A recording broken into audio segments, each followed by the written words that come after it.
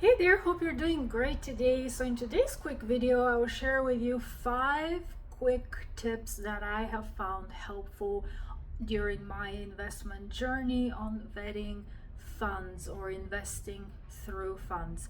But before we begin, this is just a quick reminder that our videos are for educational and entertainment purposes only and do not constitute tax, legal, or investment advice. So let's begin. Number one is having a good understanding of the type of diligence the fund manager has performed or will be performing in order to vet the investment. Of course, having an in-depth conversation, going through a number of questions, and I'm happy to share some of those with you offline as well, or you can find what those are by subscribing to our bi-weekly newsletter. But really understanding what type of diligence they have done up front, including background checks, the reporting, the financials, and so forth. Even feel free to ask for reports and samples to the extent it's a pretty large data set, but they should be able to give you access to that information. Number two is what type of involvement do they have post-close? Now, as fund managers, typically they would enter the transaction as passive investors or LPs, but also as fund managers, they do have fiduciary responsibility towards you as an investor. So one question I would be asking is, what specific action steps do they take to monitor the health of the investment throughout its intended hold period? And again, ask for specific examples and reports of such. Number three is what type of communications do they produce and how frequently? Is it monthly? Is it quarterly? Ask for a sample of that.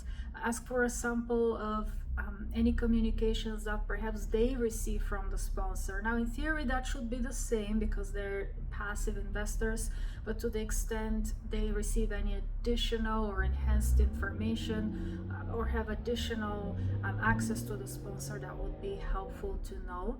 Which leads me to point number 4, ability to influence the sponsor. Again, as a passive investor, you don't have typically voting rights. You don't participate in the day-to-day decision-making process, but particularly if you're walking into a deal with a sizable 7 or in some cases even 8-figure check, you probably can exert some influence. So it will be helpful to understand what that is, and that becomes particularly important during periods of distress or when the deal is not going great.